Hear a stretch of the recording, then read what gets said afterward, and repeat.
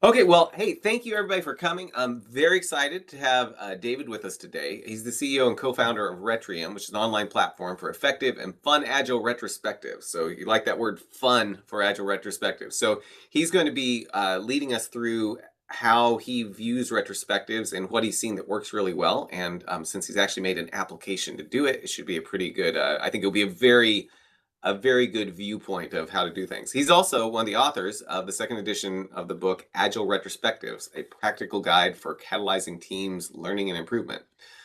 He's got a master's in technology management from the University of Pennsylvania and the Wharton School of Business, and he also has undergrad degrees in both computer science and economics from the University of Maryland. I will post some links, how you can get in contact with him, as well as a link to the book in the chat in just a second. But I think we'll turn it over to you, David. Looking forward to see what you've got to say. Perfect. Well, thanks so much, Mark, for having me. I'm really excited to be here. And I'm not just saying that because that's what speakers tend to say at the start of talks. Retrospectives truly are one of my loves in life, and I'm going to get into why that is during this talk. It is also the case that for many of us, myself included, they sometimes don't live up to their billing. So we're going to talk about why that is and what we can do to get out of that. But before we get too far into this, just a little bit about myself. Mark mentioned a bit here. I am the CEO and co-founder of Retrium. We are not a consulting company. We're not an agile coaching company. You can't hire us as individuals. It's a software platform that helps you run more effective retrospectives in the retrospective itself, live meeting retrospectives. So check it out if you're struggling with them. Also, as of 1 week ago today, I'm now a published author. So Agile Retrospectives, the second edition of that best-selling book that was initially was released 15 years ago by Diana Larson and Esther Derby, was just released, the second edition, last week. I'm really excited about that. It covers a lot of new topics like how to run hybrid and remote retrospectives, how to use data effectively, some example plans for effective retrospectives. So you can check that out also. And then finally, I have pictures of little kids there at the bottom because in addition to the company and the book, I have 4 little children at home. So the ages are 11, 9, 7, and almost 5. She likes to say 4.5, but it's actually almost 5. So quite a busy household. This is my life. This is everything that I love to do in life is here on this screen. And I'm hoping to impart some of my passion and some of the things that I've learned over the past 20 years in this space to all of you today. Just in the form of kind of housekeeping here, you can submit questions at any time into the WebEx Q&A. Mark has promised me that he is going to be monitoring that Q&A, and if anything interesting comes up there, he'll interrupt me. I'm a pretty informal guy, so any question really at any time is just fine. There are some logical points during the talk when it makes sense to take a break, see what is going on with all of you and whether you have questions that apply to what I just spoke about. So there will be time reserved for all of that. And then at the very end of the talk, also, I'll try to reserve some time for questions about whatever comes to mind. All right, let me jump in. Before I start talking about retrospectives from my perspective, I want to hear from all of you. So I want to know, this talk will be a success for you if I learn something about. And you can go ahead and type, I believe, into the chat. Is that right, Mark? Can they type into a chat here? Yeah. So go ahead and type into the chat. Just, this will be a success if I get blank out of this talk. Or if you're really brave and want to turn off your video or unmute yourself, feel free to do that also and shout it out. I'm a fan of interactivity here. But I just want to get a sense of what are you looking to get out of this talk? Okay, how to handle complaining better. More people smiling. Okay, sounds like appreciative retrospectives. Yeah, engagement. How to get team engaged. It's always one of the top things I hear. Here's psychological safety, actionable results. Great. Action and engagement. I saw psychological safety, empowering the team. This is great. Bringing up topics that can be actionable, honesty. So I've given this talk many, many times, and it's almost always that 3 things pop up when I ask this question. And feel free to keep sharing. It is interesting to see. The first thing that I see all the time is a lack of engagement with retrospectives. People just say, we show up and no one participates, and it seems like a waste of time as a result. So we're seeing that in the comments here, lack of engagement. The second one that I hear time and again is low psychological safety, which shows up in the form of, hey, we're here physically, but we're not here mentally, because we're not sharing what we are actually thinking. There's some fear or some amount of being scared, some reason why we're not sharing what we actually think. So low psychological safety is the second one. And then the third thing that I hear all the time is a lack of follow through or lack of action. We run a really well-oiled retrospective, but we're not following through on what we talked about. And so what's the point? Right? So you all are hitting on the main three things that I hear time and again. And this talk is going to cover many ideas as to how to overcome some of those challenges. So that's great. And if I don't hit on anything that you want to hear, then there'll be time at the end to ask me questions about that. But let's start just with the basics for a moment to make sure we're all on the same page. So what is a retrospective? The definition of a retrospective to me is simple. It's just an opportunity for your team to reflect on what has occurred and to construct ways to become better going forward. So it's a look back to improve what's ahead of you.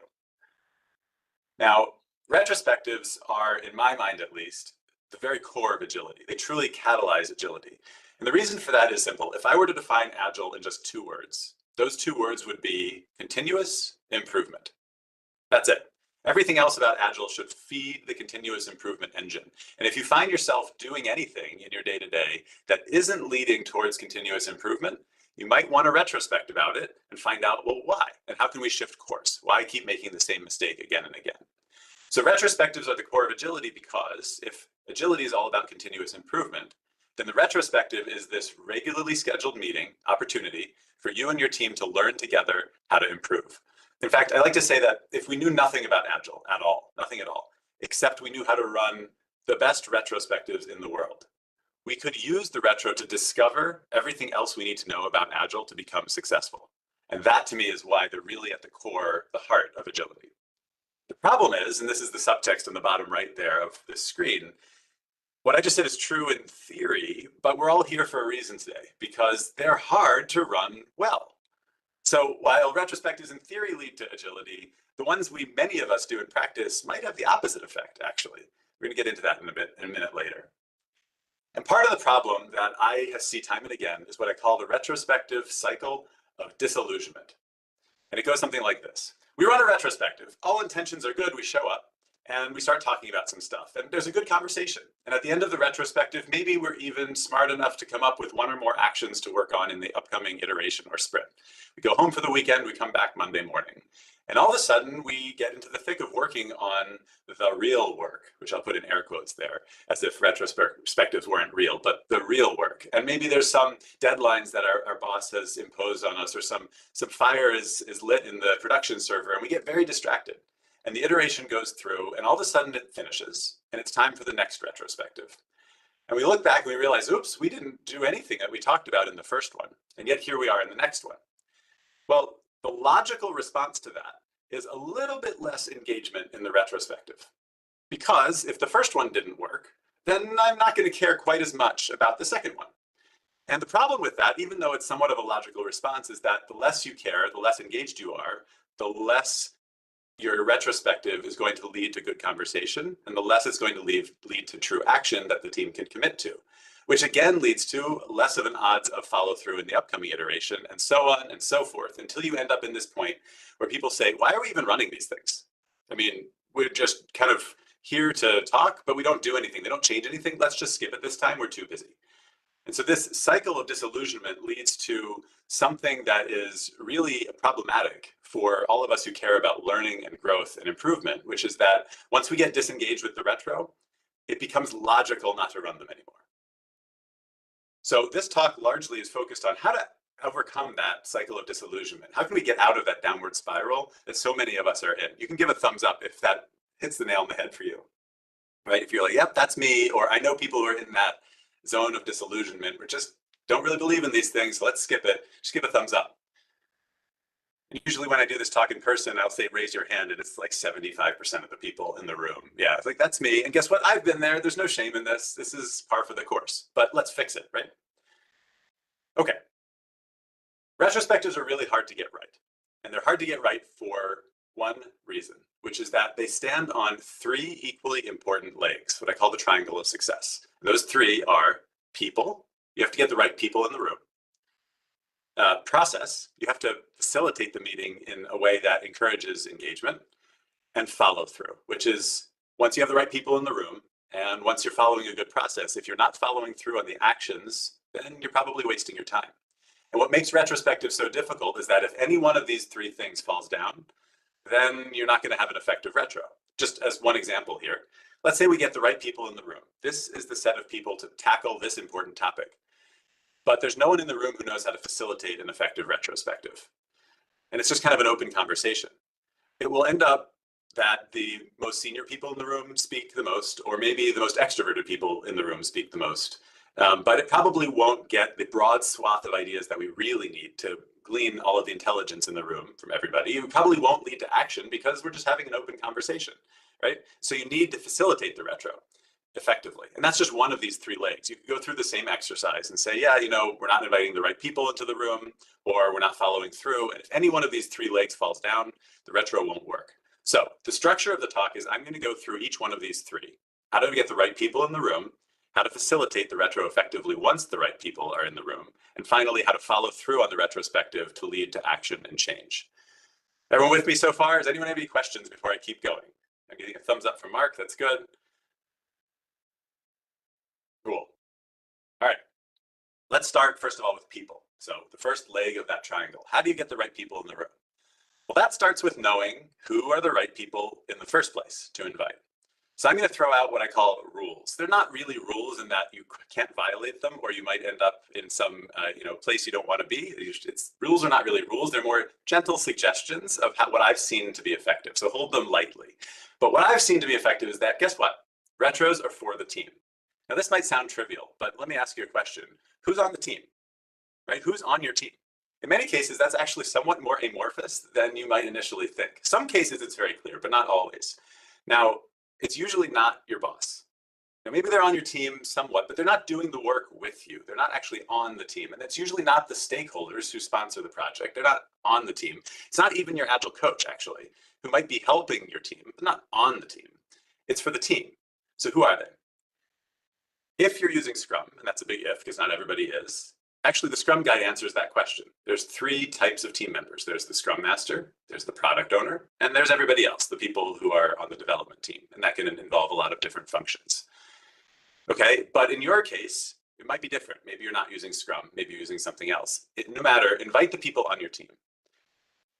Now, as soon as I just said that, probably lots of people are thinking, in my case, it might be a little bit different. And guess what? You're right. Because the second rule here is to completely ignore everything I just said. The second rule is to use your brain, because there's many cases when actually inviting your boss or inviting your stakeholder or inviting your Agile coach or anybody else in the organization might make a lot of sense. So some of us are, just take our 2-day certification course in Scrum, right? And it comes out saying that, oh, here's exactly how you follow the Scrum Guide. This is our rules. We follow all these things. That's a great starting place, but don't stop there. Make sure you're using your brain to make sure that you invite the right people to the retro. Okay, rule 3 is now that you have kind of the right people there, whoever's on the team, whoever makes sense for the context of your conversation, you have to choose who is going to facilitate and who is going to participate, but ensure, ideally, that one person's not doing both. So let me give you an example. The facilitator is responsible for the context of the conversation. It's how the conversation is proceeding. It's, are we having sticky notes on the wall? Or is this going to be more of breakout rooms today for this retrospective? It's, are we going to come up with one action, or are we going to try to tackle lots of different topics? It's the how, the context of the conversation. Participants are responsible for the content of the conversation. It's what we're talking about in the context that the facilitator established. Now, it makes it really hard to do both, because if you're worrying and focusing so much on how we're having the conversation, it's hard to get out of that mode and start to participate as someone who's sharing content as well. So what I like to do to overcome that challenge, because realistically, sometimes we are responsible for both. We can't be in that ivory tower world where, okay, today I'm not going to contribute because I'm facilitating a retro and that's all I'm going to do, is I actually bring a physical hat that says facilitator on it. Right? And I wear it. I actually wear it to my retro. And if I'm facilitating in that moment, I wear that hat. And the moment I want to indicate to everyone I'm no longer facilitating, I'm now, just like you, I'm participating in this conversation, I take it off. Now that might sound a little silly or kind of glib, but it actually helps a lot to give people in the room awareness of what role you're currently taking. When you're facilitating, you don't want to bias the conversation with your content. But if you have something valuable to share, you don't want to not share that because you're facilitating. It helps you balance both. Okay, rule 4 on people is if one person is remote, Everybody is remote. So before COVID, this was more controversial. I think since COVID, people get a lot more how if one person is remote from the team, it makes the entire team feel a little bit more distributed from one another. I mean, let me ask you a question right now. Who on this call is the remote person? Not really answerable, right? We all are remote from each other. Now, let me ask you another question. If all of you were in the same room, a physical conference room, and I was calling in to give this presentation, who's the remote person? In my view, at least, it's equally impossible to answer that question because we're both remote from one another. Now, why do I get into this?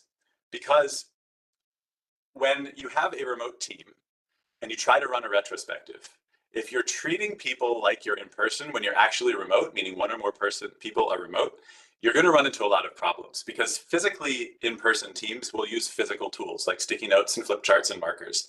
But if one person is remote from that context, it's very hard for that person to participate. None of this is news for all of you. What I want to make sure that we all realize is that if you're running retrospectives just using WebEx, or if you're running retrospectives just using Zoom or any other conference call solution without some way of mimicking the in-person sticky notes that you probably would use if you were in person, you're missing out on something. Now, there's a whole host of tooling options that exist out there. My job today is not to tell you to use this one or another one. I just want to give you a lay of the land of how to pick, okay? On the left in this chart are general purpose tools, like Miro, or Mural could be on here too, even Google Docs, that are not built specifically for retrospectives, but can be used for collaboration. They offer high flexibility. You can do whatever you want in a Miro whiteboard, right? And many of you who use it probably would acknowledge that's the case. It's limitless. You can design whatever experience you'd like. But that comes at a cost, which is you have to design whatever experience you'd like. And for most of us who are busy, we have a lot of things going on, that sort of setup cost is actually quite high. So the tools on the left are great for the 5% of people who are experienced facilitators and who have the time to make sure that they're going to design the right experience in these general purpose tools. On the right-hand side of the screen are tools that offer out-of-the-box retrospective specific structure, like Retrium, that let you facilitate a retro without having to think about how to design it. So I'm going to show you just a quick example of what that looks like. Let me flip to this screen here. Mark, can you give me a thumbs up if you can see a browser window now instead of, yeah? Okay, cool. This is a page on Retrium that is a demo. I'm not here with a real team, right? So this is just a demo with bots, so not real people behind the scene. I'm going to click a technique called Start, Stop, Continue, which maybe you've used before to facilitate a retrospective. I'm just going to click Start. And the experience is such that people can start to create notes on the board without you having to set up the board at all. And you'll notice these bots who are creating boards here are doing so in a private way. As they're typing, you can see that they're typing. You see their blurred out content, but not what it is that they're typing. And the idea here is to give you that sense that people are all in the same room here, physical room, even though it's a remote room. And you can see there's activity, but you can't actually see what it is that they're typing, which lets you have time and space to brainstorm on your own. Again, this is just set up for you out of the box. So I'm going to start typing something here like plant in my garden, right? Doesn't matter what I say. Now, once there's some notes on the board, you can click this proceed to the group phase button here, which gets you to the next phase of the retrospective, where you can group like notes together to create topics of conversation. This is similar to how you might facilitate a retro were you in person. And you can see, I can pick up a note and I can drag it on another one to indicate that's a title, so something to talk about. The reason I'm going through all of this is to show you that I didn't have to do anything to set up this board. It just, you picked a technique and it understood what that means in the context of a retrospective. So I wanted to show that. And I'm going to flip back now to the presentation to show you the difference between an empty Google Doc or an empty Miro whiteboard canvas and a pre-built experience. And you have to pick the tool that's best for you. Okay, to recap rules about the people. So number 1 is retrospectives are for the team. Number 2 is ignore that, use your brain. Number 3 is facilitate or participate is up to you, but pick one and make it visually obvious when you're switching between the two of them. And rule 4 is if one person is remote, everyone is remote. So make sure you pick a tool that supports your remote team. Okay, I'm going to pause. This is one of those logical stopping points to ask any questions that popped up that I can answer before I move on to the next part of the talk. So I'm not seeing anything in Slido. Don't forget you can put things there and vote for it. But does anyone have any other questions? You can type it in the chat or just speak up about what he's covered so far. I love the hat idea, by the way. That's great. Helps, yeah. Um, yes, I have a question. Um, my question is, as a Scrum Master, I'm in the retro, basically facilitating and running it. I take it to understand that from what you've said, I should not be a person that puts items on the board or participates in the discussions because I'm going to facilitate. Right. So it's a good question because on most teams like yours, the Scrum Master is on the team and likely has ideas to share. And to not share them would be doing a disservice to the rest of your team. So how do you balance those two goals? One is you're responsible for the context, the facilitation. The other is I have ideas I want to share. So what I'm suggesting is not don't put your ideas on the board, right? Absolutely put them up there. If you have something to share, put them up there. What I'm suggesting is during the conversation itself, right? After you're done brainstorming and people start talking about what it is that the group wants to talk about, there are times when you're going to need to act as a facilitator. Like, hey, we haven't heard from X in a while. How about you, right? Or, hey, there's the time box is 10 minutes left. So do we want to move on to the next topic? These are not the content of the conversation, but these are things that facilitators do, the context of the conversation. So wear that hat during those moments. And when it's time for you to participate, take it off so that people know that you are now a participant in the conversation. You're not the one facilitating. And I'll just say one more thing about that. The value there is if you're a facilitator who's also trying to convince the room of your point of view, how you facilitate the retro will be biased by what it is you're trying to convince people to do. And people who see you doing that will lose some amount of faith that this is a fair way of facilitating the conversation. So just try to make it visually distinct when you're alternating between the roles. Okay, thank you. And I see Ian had a comment that he's curious what you think of this, David, letting other people facilitate the retro, not just the Scrum Master, so the Scrum Master can fully participate in the retro occasionally. 100%. Yeah, I think I might have a slide on that later. I'm not sure because I do a lot of these presentations. I don't remember, but I think so. And yes, the role of the facilitator is actually not the Scrum Master's role, believe it or not. The Scrum Master is someone who is a servant leader of the team. And if it's in the best interest of the team for someone else to facilitate, then that's a great idea. And in many cases, some of the highest performing teams I've seen rotate that role so that lots of people have an opportunity to facilitate and lots of people have an opportunity to participate. It's a great suggestion. I love it. Hey, Tizzy, did you have a question? Maybe more like a comment. I just wanted to underline that how important it is for for who attends the retro to be something that the team is on board with and endorses. I have an example of a situation where invitations were sent out for a retro for a fairly new team, and there were a bunch of leadership level people on the invite.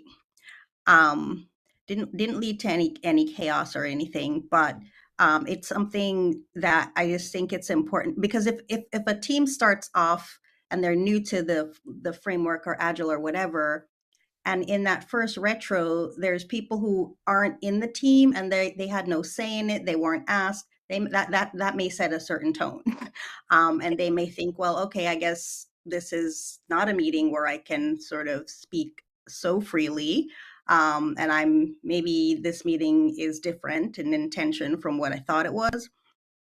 So long story short, I think that the whole idea of the team inviting who they want to is, I'm completely on board with that, but it should definitely be by invitation when others outside the team are in that space.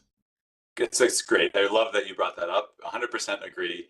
To me, the default is whoever the team defines as the team. Anytime you deviate from that, the team has to bottom up select who those people are and agree that that's the right move for the team. I could not agree more. Okay, I think I'm going to keep going in the interest of time. Again, I'm trying to reserve time at the end also for questions, so keep them coming. So we're going to move on from people to process. This is how you facilitate the retrospective itself. First rule, and this one sounds again silly, but you're going to see why it's not in a minute, is to use facilitation techniques. Okay? So what I'm going to ask you to do is the following. Let's run a retrospective on this talk so far.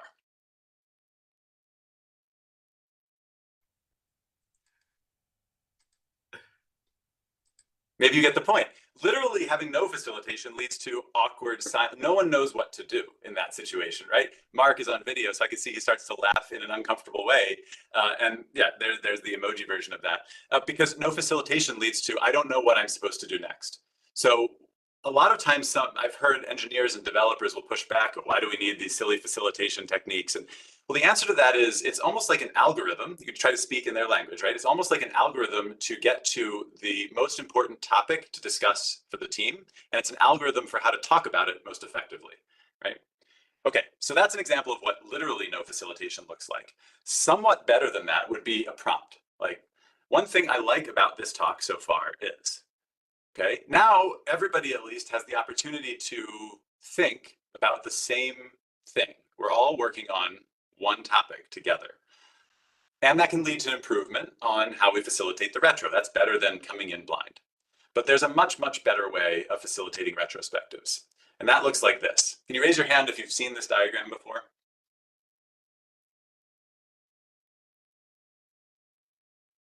Okay, so I'm getting a couple people here who've raised their hand, which is great. This comes straight out of the first edition and the second edition of the book that I'm now a co-author on with Diana and Esther. So Agile Retrospectives, a practical guide for catalyzing team learning and improvement. I'm going to walk through the 5 stages of a retrospective here that this diagram represents so that you all understand the best way of facilitating a retro from the beginning to end. What you see here is a figure 8. It's an infinite loop, right? And on the left-hand side of the diagram is the iteration. You're building something, you're releasing that, and you're learning from it. On the right-hand side is the retrospective. And you'll notice that the retro feeds information back into the iteration so that you can improve as a team. Now, the retrospective has 5 phases to it, and they're all inside the right-hand side of this figure 8. So those 5 phases are set the stage, gather data, generate insights, decide what to do, and close the retrospective. Here's how they work. The first one is set the stage. This is an opportunity briefly at the beginning of the retrospective to get everyone's voice out and to be heard. The simplest way to set the stage is just to ask, hey, how are you feeling right now, to everybody around the room? And everyone just goes and shares one word, sad, angry, frustrated, or maybe enthusiastic, excited, whatever the case may be. And you might wonder, well, what's the utility of that? Why take the time to do it? And there's actually research out there that proves that those individuals who speak up once at the beginning of a meeting are more likely to speak up again later on in the meeting. So if you're struggling to get engagement from your team, one very simple way to get engagement to increase is to just ask them a simple question that everyone can respond to at the beginning of the retro. So that's one example of set the stage. There's literally hundreds of other ways to do it. There's one. Okay, now we've welcomed everyone into the process. The next thing is to gather data. So many retrospectives that I'm in skip this phase and they go right to, hey, what are we going to do about X, Y, or Z? But gathering data is an important step. What it does is it helps us as a team build a shared mental model of just what happened. You'd be shocked at how many times people disagree on the facts. So here's an example. You might set up a timeline on your whiteboard, whether virtual or in person, asking everyone across the x-axis, which represents time, to write on sticky notes what happened over the past 2 weeks, 4 weeks, whatever period you're iterating on. And just put up the sticky notes. And you'll see how many people say, oh yeah, I forgot about that one from 2 weeks ago. I mean, I forget what I had for dinner last night, let alone what happened 2 weeks ago, right? So by taking the time to build a shared mental model of what happened, we're going to make sure that when we talk about, well, what can we do about it, we have the same set of facts to go on. So that's an example of gather data. And just like set the stage, there's hundreds of ways of doing that. It's just one. Then we have generate insights. So now that we have a shared set of facts, we can start to ask questions to better understand the data. These can be simple questions like, hey, when you look up at the board right now, what surprised you? Or do you see any patterns here that you were previously unaware of? Right? Simple questions. It can also go through exercises like 5 whys. Thumbs up if you've heard of 5 whys before as a technique. It doesn't have to be a retrospective technique, but just a technique generally to have a deeper understanding of things. So 5 whys, it doesn't have to be 5, but you just ask why again and again and again about an issue until you get to, in quotes, the root cause, or at least one of the root causes of why that thing occurred. So that's generate insights. Then there's decide what to do. Now that we've discovered something new that we didn't know before, let's figure out what we're going to do about it. So again, like the other phases, there's lots of ways of deciding what to do. One of the ways that I like is to use SMART action items, which, again, probably many of you have heard of the acronym SMART. It stands for, who wants to type it into the chat? What does the S stand for? Or come off video or unmute yourself. Specific, great. Okay. What about the M? Measurable, perfect. Okay. A? Actionable, achievable. This is why I do this, because people always have different interpretations. There's different versions of SMART, but either achievable or actionable, great. R? Realistic, relevant. Okay, there's a couple other R's there. And then T, the last one.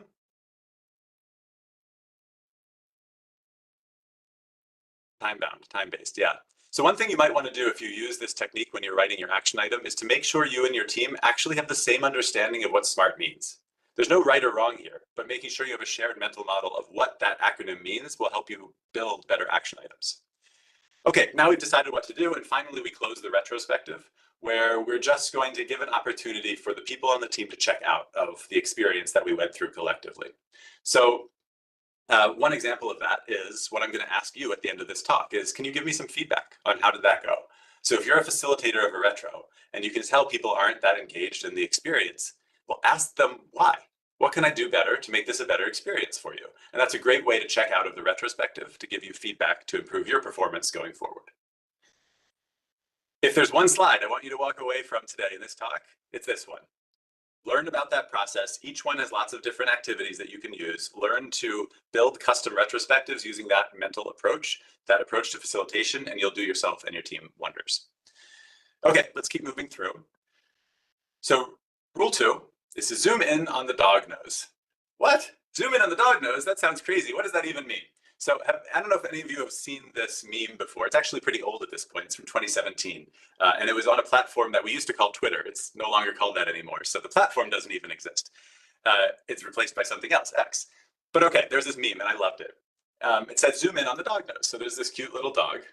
And okay, let's try to zoom in and let's see what happens. So I'm gonna, whoops, that's the wrong direction. Sorry, I'm gonna zoom in. So we get a little bit closer to the dog nose and maybe we can see there's something there. I don't know if you can tell that or not, but it's really unclear what it is, right? So let's zoom in again. Okay, now it's blurry, but maybe we can read it. It says, look in the bottom left corner. Okay, I did all that zooming. I have to try something else. So let me zoom over to the bottom left corner. And if we do that, there's his paw, this bottom left. It says, look in the top right corner. Oh, okay. Let's do it again. Top right corner. And it says, you are beautiful. Ah, right? The point of this being when you change perspective, you see different things. I'm going to come back to that again in a moment. Here's one more example. This is from the popular movie Finding Nemo. You can tell I have kids. Actually, I love that movie too. It's a great movie. I forget their names. That's Dory, and that's not Nemo because they're trying to find Nemo. Someone's going to type it in and remind me what that fish's name. Marlin.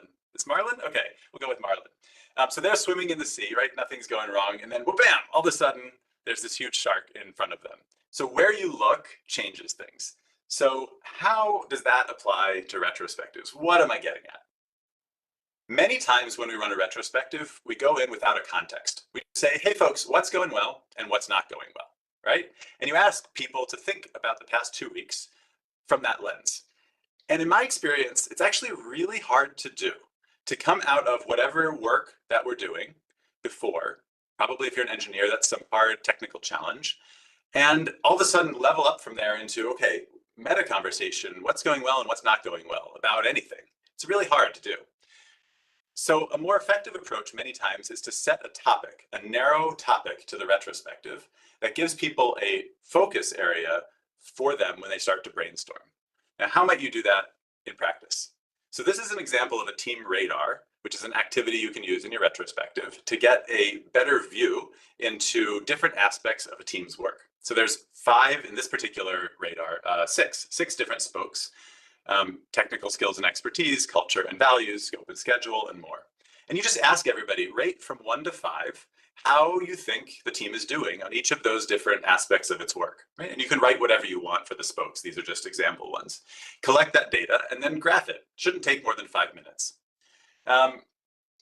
Then you can figure out the average out of all the ratings that you get. And from that information, you can see that in this contrived example, the processes and practices of the team got the lowest rating of 1.8. So you can set a narrow focus to the retrospective of just our processes and our practices team, what's going well and what's not going well, because there's a lot of room for improvement here. And it takes just 5 minutes at the start of a retro to gather this data before you jump into that conversation. Plus, by providing that narrow focus, it actually gives people more of an idea of what to think about. This is a screenshot actually taken directly from Retrium. This is another example of how if you have an open whiteboard, building something like this is quite complex. It takes time, and it may not function that well. But if you have a product that helps you just use these techniques out of the box in one click, it makes it a lot easier to level up the experience that you have with your team. I'll give you one more interesting example from this radar diagram. You'll see that there's these gray curves overlaid on top of the spokes.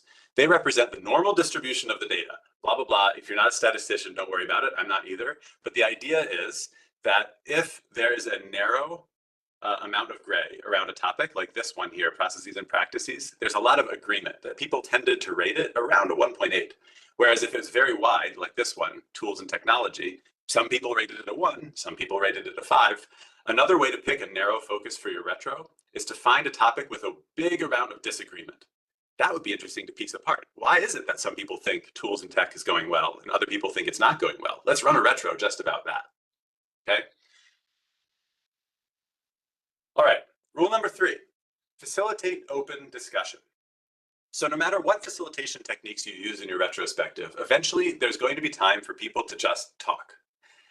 And that doesn't mean that you as a facilitator can now sit down and have a coffee and just relax while everyone does the hard work. There's actually more work for you to do right then. The first thing to keep in mind is that silence is your friend. That sometimes the best thing you can do as a facilitator when there's silence in the room is to let the silence exist.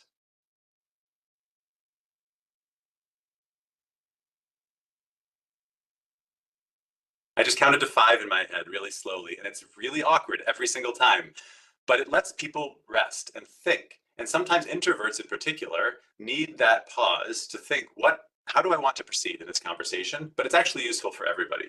So as a facilitator, use silence. Don't fill in that silence with more talking. The other thing I'd like to say is to create invitations, don't force things. So I personally have been on the other side of this, and I hate it. It's when someone in a room, a group conversation will say, hey, David, what do you have to say about that?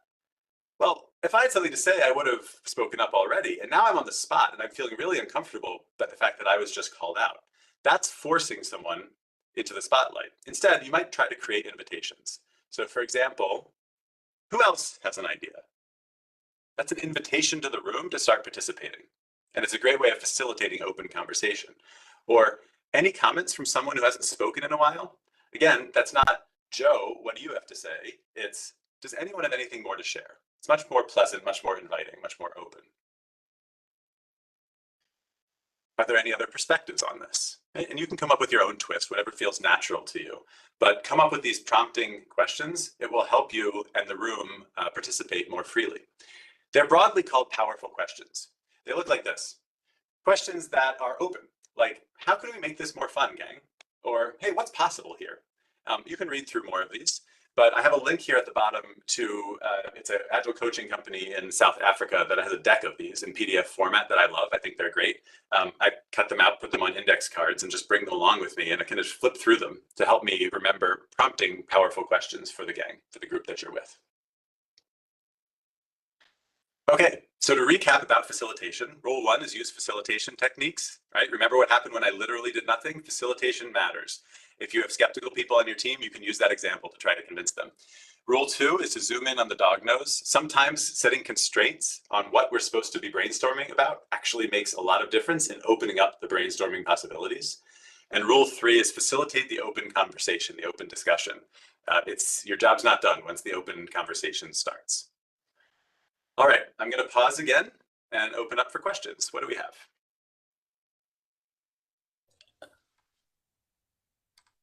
Okay, I see a few questions in Slido. Tizzy asked about, can you talk about the okayness of doing the occasional off-piste retro? For example, appreciative inquiry format, or anything that doesn't tightly map onto what went well, what needs improvement? Yeah, so first of all, I'd say that anything that works for your team is not just okay, it's great, right? So if you want to use appreciative inquiry as a method for your retrospectives and your team finds that to be helpful, then more power to you, go ahead and do it. What went well, what didn't go well tends to be the default for most teams, for most retrospectives, that or start, stop, continue. But there are literally hundreds of facilitation techniques out there, that some of which have nothing to do with sticky notes. For example, the team radar that I showed before, where it's a data-based approach to a retrospective. And there are countless others like that. So I would encourage you to explore. If you look online for retrospective facilitation activities, you'll find countless resources. The book is also a great one. There's probably, 50 different activities in there across the 5 phases. So have at it. Use whatever works for you and your team. And then another question, what are the general guidelines for the length of a retro? For like a 2-week sprint, what would you consider to be appropriate? Yeah, there's different advice out there on this, including last I checked in the Scrum Guide. But the way I look at it is that you want to make sure that there's enough time, that there's a moment to have a deep conversation about one particular thing that's going on with your team. One thing, not 50 different things, not 10 things, and have a shallow conversation, but you want to have enough time to have a deep conversation about one thing, but not so much time that people say, I don't have the opportunity to show up. There's too much going on. So on average, if you spend about 1 hour per 2 weeks for your sprint, or 2 weeks of iteration, on average, that's going to work for you. But I've had teams that do 2-hour retrospectives for 1-week iterations because they really go deep and they get value from it. So this is very much a starting place, not an ending place. And just see what works for you and your team. So Larry and Taylor both had a similar question about when you getting people to speak up, and particularly Taylor called out when you know someone has something to say, but they're not responding to, does anyone have anything else? How can you draw people out without awkwardly pulling them in front of everybody? Yeah, so don't awkwardly put them in front of everyone. There are other ways. So here's a couple. I could build a whole talk just about this. So here are a couple. One is breakout groups. So if you have a team of, let's say 10 people, get people to talk in pairs instead of in front of everybody. That person who might have shied away from sharing in front of the whole group will then share with just that one other individual. And now when you come back to the whole group, the other person might share that person's idea for them. So that person didn't have to speak in front of the whole group because they were uncomfortable, but the other person could share it for them. So that's one great way. Another great way, and I'll stop here, like I said, I could give a whole talk on just this. Another great way of doing that is to switch between verbal and nonverbal communication. So sometimes people don't want to speak up publicly with their mouth, but are more than happy to write something down. So if you started the retrospective with sticky notes, and now you're in the open conversation part of your retro, switch back to sticky notes. Let's go back to brainstorming, right, with stickies. There's no rule that says you can't do that. That person will then share the idea in a written format, and now it's there for the team to use. Just a couple thoughts. Okay, I'm looking at the clock. I want to keep going so we get through the next section and hopefully have time for more questions at the end also. So now we're on to the third leg of that triangle, which is follow through. So now we've gotten the right people in the room. We're following the 5 phases to an effective retro. We're facilitating open conversation. The retro finishes or is close to the end, and we're trying to make sure we have actionable follow through. What do we do? Here we go. Rule number 1, and this to me is the most important rule out of all of these, is to follow the energy. Okay, here's what I mean. The expected value, this is all my math people here in the room will like this. The expected value of an action item, you remember back from your probability days in school, the expected value of an action item is a function of, first thing is its impact. So how much impact will it have on whatever you're trying to change, right? That's one. The second thing is the effort that you have to put into it. So how much time will it take? How much will it cost for you and your team to work on this thing? But the most important one, the odds you will actually do it. Let that sink in for a moment. If you have something that has high impact and low effort, but for some reason the team has resistance to doing it, the expected value of that action item is basically 0. Okay, so how does that translate into how can you use that, right, in a real retro? Let's say you're brainstorming, here are 5 different things that we could try for solving this problem. And those are represented by these yellow sticky notes. They're blank intentionally. It doesn't matter what the content of them would be. It's the idea that matters. The team has brainstormed 5 candidate action items. The next thing that you can do is to ask folks to rate, using t-shirt sizes, nothing scientific, the impact of each of those, right? So based on just that information right now, it looks like this last one here is extra large impact. Let's do that one, right? Okay, but now let's keep going. Ask the team, well, how much effort is this thing going to take you? And they do the same thing with t-shirt sizes. So still, that last one, extra large impact, extra small effort, seems like a great thing for the team to work on.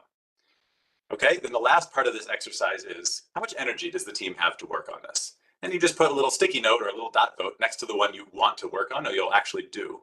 And it turns out, for whatever reason, the one in the middle here is the one the team has energy to work on. I would encourage you 99% of the time to pick the middle one in here because it'll actually get done. And a medium impact is much better than an extra large impact that actually isn't happening. So this is a facilitation activity that you can use during decide what to do towards the end of your retro to pick an action item that follows the energy of the team. Okay, rule number 2 is to focus on one thing at a time. This one's pretty simple to understand, but if your backlog looks like this, it's not easy to know what to work on. And similarly, if you come up with 10 different action items from 10 different shallow conversations in your retrospective and you put them on your board like this, guess how many are going to get done? It's almost certainly 0.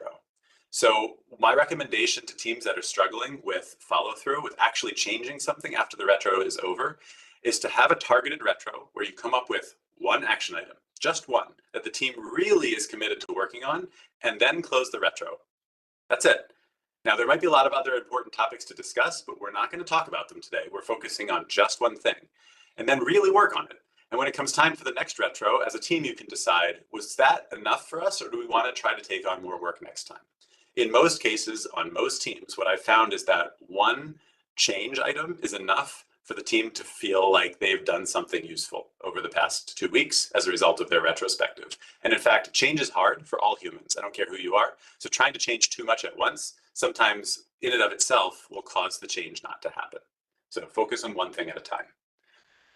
We talked about being smart already. So the acronym of SMART, but I'm going to give you an example of what that actually means in practice. So many times when I see action items being written for teams, they look something like on the left. Hey, we're going to experiment with continuous integration, right? And that's your action item. Let's try again, folks, right? That's not smart. Let's try again. Here's how you might rewrite that in a smart way. In order to release our product on a more frequent basis, we will set up a continuous integration server before the end of the next sprint. We will know that we were successful when commits to the code are automatically pushed to the continuous integration server. Now, if I had more time, I would go through each one of these parts of the template here to talk about how it matched the SMART acronym. For now, just take my word for it. But that level of detail is what we're going for, because now we know exactly what's going to happen, who's going to do it, and when it's going to be done by, and how we're going to measure it. So much better than experiment with continuous integration, where when it comes time for next retro, it's debatable whether that happened or not. Someone might say we experimented and someone else might say, no, actually not. Get clarity up front. Okay, rule 4 is small wins are better than no wins at all. Change is hard, like I said before, and a lot of times we get stuck because we're tackling some big thorny problem that actually might not be solvable in the next iteration. So try to get some small wins under your belt. One facilitation technique to come up with an action item that's a small win, as opposed to tackling the whole issue, is something out of liberating structures called 15% solutions. If you haven't heard of liberating structures, you can go to their website. It's liberatingstructures.com. It's just a set of ways of organizing a group of individuals to accomplish certain things like brainstorming or coming up with actions and many, many other things. So 15% solutions look like this. As a facilitator, you might ask your team, hey folks, what's our 15% right now? Meaning, what do we have? So where do we have the discretion and the freedom to act without getting any sort of approval from anyone else, without needing to get any budget from anyone else? What's our 15%? And that can become code for what can we just do as a team to try to do something different than whatever we're doing now that's causing this problem? What's some small thing we can do? Some of the teams that I've been on start using that as just common lingo. Hey, what's our 15% right now? And everyone knows what that means. So keep things small, try to keep things in your control, and that way you can actually start making progress towards your goal. Okay, rule 5, this is the last one of this set, is to default to privacy and opt in to transparency. So earlier on in the talk, I forget the name of the person who mentioned this, but she said that you want to make sure whoever's invited to the retro is invited by the team, is actually bottom up volunteer. All these people are saying, yes, we want to invite that individual in. And so similarly, when it comes time to run your retrospective, when you are coming up with an action item, the things that you talk about in preparation for coming up with an action should be private to the team, right? We hear this all the time. If you ever gone to a conference and someone says what happens in Vegas doesn't always stay in Vegas sometimes, right? This is the truth. It's the opposite of what we always hear.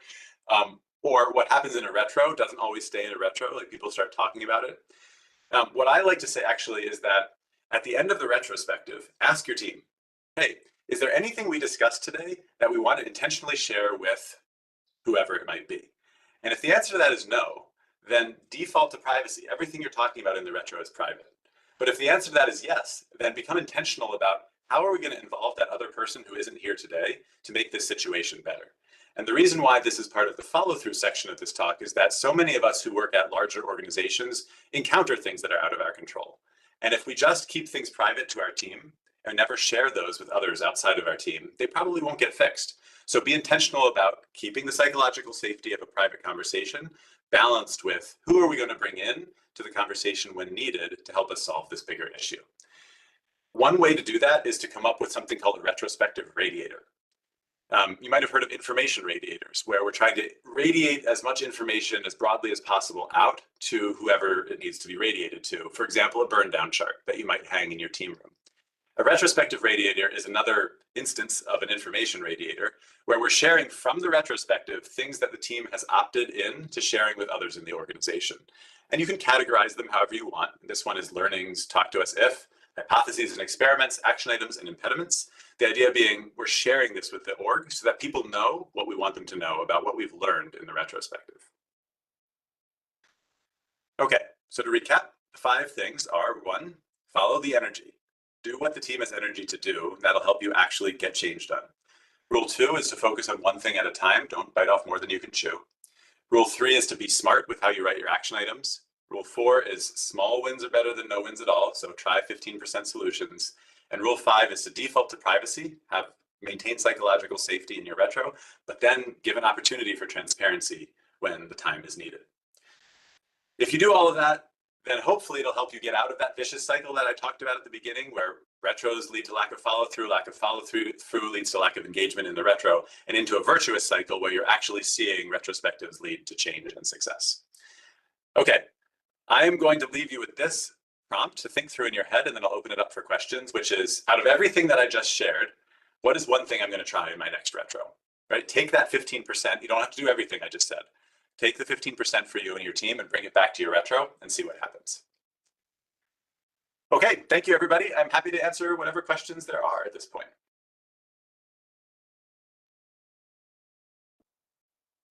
Okay, let's see. There was a few questions here. Let me pull it back up here. Somebody was asking if you have, if they can get a copy of your slides.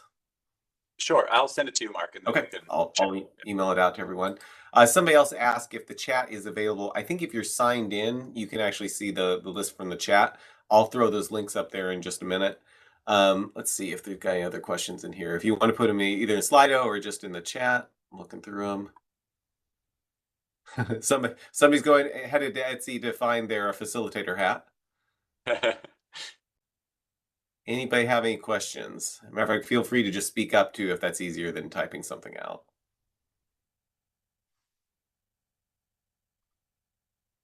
Well, this is good. I love the idea of putting on a slide, what have we done over the last iteration, and making sure everybody has that visually where you can see it, because it's so easy to maybe not celebrate things. You've done more than you realize you did. That's great. I think any team I've ever worked on, that would be great for. Any other questions that we may have missed? So Taylor raised their hand. Is that okay? Yes. Hey, David. Fantastic presentation. Thank you very much. Question I have. So when you're talking about the team has energy to work on something, I kind of think I understand what you're saying, but could you just elaborate on that a little, please? Yeah, sure. So think about your own life for a moment, right? There's some things that you have to do, that maybe your spouse is saying, and we should throw an example out here. Your spouse is saying, hey, can you take out the trash, right? And you kind of don't really want to. And so it waits a day or two. And then it gets even more annoying because you're waiting longer and it's just not getting done. That's an example of something that you don't have energy to do, and therefore it's not happening. Even though the impact of it is kind of high. You need to get rid of the trash from your house, right? It sounds like you know my wife. There we go. In contrast, there are things that might be not so fun for some people, but for you, you get energized by doing them. As an example of that, some people don't like talking in front of big crowds. I actually get energy from doing this sort of thing. So for me, I'm always happy to get in front of people at a conference and give a talk. I get energy from doing it. And so I'm more likely to opt in to the experience of giving a talk. That type of thinking applies to a team also. The things that get done either are imposed by a boss or someone saying you have to do this, it's on your performance review, or they're the things that get done because the team is energized by doing them. They get prioritized as a result of that. And that's not so true. There's other reasons why things get prioritized, but broadly speaking, if you're energized by it, it'll get done. So a way to prioritize the change that you want the team to see and the change that the team wants itself to see is to ask itself, hey, what are we energized by changing, right? It could be that someone says, I know that's a problem. I just don't have the energy to work on, again, continuous integration servers right now. It just doesn't interest me. Well, then don't focus on that. Find something that has a less of an impact maybe for the team, but that does energize the folks. So does that help answer your question, Taylor? Yes, it does. Thank you. I appreciate it. Sure. And what if, I love that, the chart that you had there and how to determine, what's the highest impact, effort and all that. What if it's something that's like really high impact and it's like, oh, we should definitely do this. And they're like, yeah, we just don't have the energy to do it. But you're like, guys, this is probably really, really important. We should do this. Yeah. So who's the one saying should, right? If it's the scrum master, is it the boss? Is it the team? Who's saying should in your Well, example? I guess I'm saying the team has already said it because they said it has an extra large impact. Yeah. So if the team is saying it has high impact, but for some reason doesn't have energy to work on it, you can't force them as a scrum master to work on something they don't want to work on. Mm-hmm. It's not your job, actually. Your job is to set up structures to help them realize for themselves what it is that they might want to work on. So if the team says this is important, but for some reason they don't have energy to work on it, they prefer to work on something else, they're self-organizing around that other thing. And it's not your job as the scrum master to redirect them.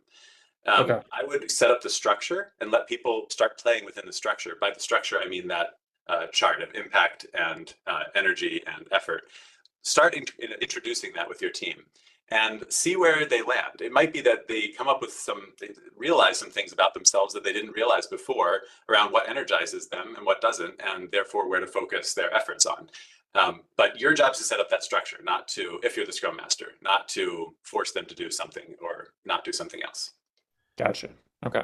That's great. Thank you. What I love about having that out there is if there are discrepancies like that, it makes it very, very clear so you can have a conversation around it. Because if people are saying this is really important, but they have no energy, maybe it's a really bureaucratic process and that's what's making it hard. And no one wants to deal with the bureaucracy or something. And identifying that, I think, can go a long ways to finding ways to making progress. So I think that's great.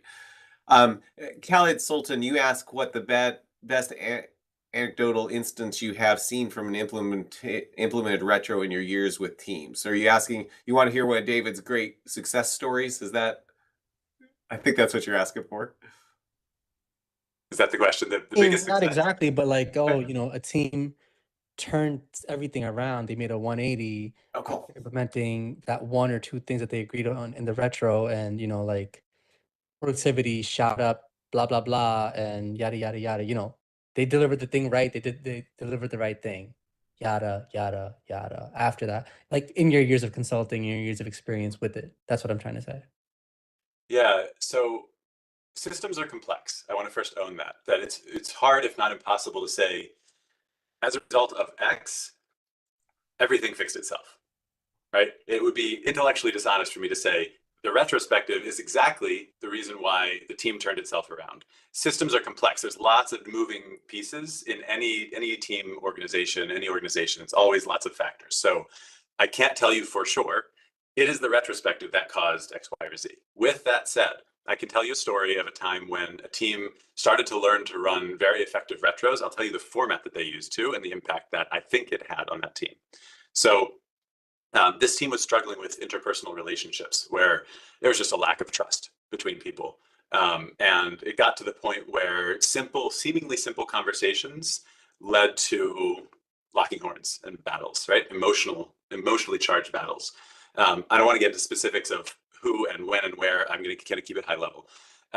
That team decided that they didn't want to continue to co-create the environment that they were co-creating, that they decided we're going to collectively own this. No blame on each other. We are all doing something together that's causing us to behave in this way. So let's try something different. And what they tried in a series of retrospectives was what I call FSE as an approach to retros: facts, stories, and emotions. So they tried to figure out what are the facts, the things that all of us, even though we vehemently disagree about this particular thing, what are the facts that we all agree on? And these had to be unarguable. So these are things that a video camera would record, or a microphone. Like, there's no debate. These things happen, period. Just an example of that is, I am talking to you right now on video. Like, that is indisputable. That is happening. Now, it's an opinion whether this is an effective talk or not, in either direction. But it's a fact that I'm giving a talk right now on video, right? So these are unarguable facts. That's the facts thing. Then they went to stories, which are, okay, now we all agree on what the unarguable facts are. What are the things we're making up about those facts in our heads that is causing this conflict? And when listing these things out, we're not going to try to convince each other that my story, the thing I'm making up, is right. I'm just listing out that, hey, this is what I believe about the fact that's causing this conflict. And they listed them out. And then last was emotions, which was based on the unarguable facts and based on the things we're making up about those facts. How is that making me feel? Just sharing the emotion. So facts, stories, and emotions. And by charting it in this way, and this was across 6 months, this was multiple retrospectives across 6 months, they were able to kind of unwind and start to understand and build empathy with one another about why there's so much conflict and where the lack of understanding came from. It came from believing that things were facts when they were actually stories that people were making up. It came from not understanding the emotional impact of the stories that people had about their facts. And so it's this long set of retros that helped people improve on that team and get to a place where they could function effectively as a team together. So that's a great example of how the facilitation technique helped elucidate things that weren't elucidated before and help that team improve. I completely agree. That sounds amazing.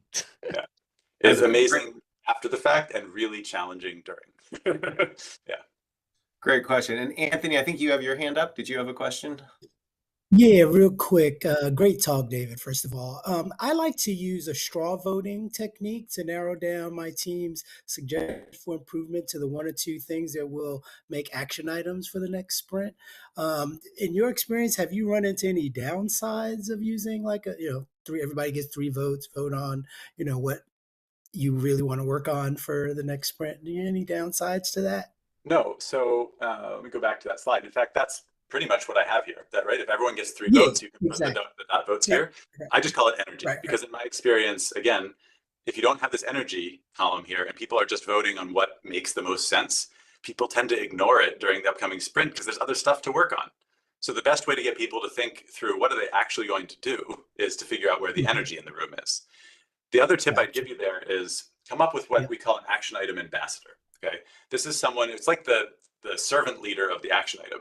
They're not responsible for driving that change through. They're not responsible for success or failure of that change, but rather they're responsible for setting up the structures to make sure the team continuously works on it in the upcoming iteration. And that should be a volunteer position. It shouldn't be me saying, hey, Anthony, you are going to be the action item ambassador. It should be, hey, folks, who volunteers to be the ambassador today? And guess what? If no one volunteers, it's probably a sign that the energy in the room is low for that action item. So try to find something else. And I call it my champion for change. So yeah, we're on the same page. One other quick thing. There have been times where I only have one suggestion for improvement. And so what I've done is I create another card that says keep the status quo for now, because I didn't want 2 or 3 votes on something that one person came up with to have to lock in the whole team. I don't know if that was a good idea, because I've had situations where sometimes people say, no, leave it alone. We don't want to do that one suggestion kind of thing. Yeah, If that makes sense. sure. That sounds like a great suggestion to me. I love it. Oh, okay, cool. Thanks. Cool. Well, we are at time, and I think we covered all the questions. Dave, thank you so much. This was awesome. And you send me those the slides. I'll get those out to everybody along with all the links you had, because I think a lot of people are looking to follow up on some of the things you mentioned and check out your book. But thank you so much for sharing. This has been a great. I've learned a tremendous amount. I really appreciate you taking the time to share with all of us. Perfect. Well, I appreciated the invite, and thanks everyone for coming. Everybody have a great rest of your week.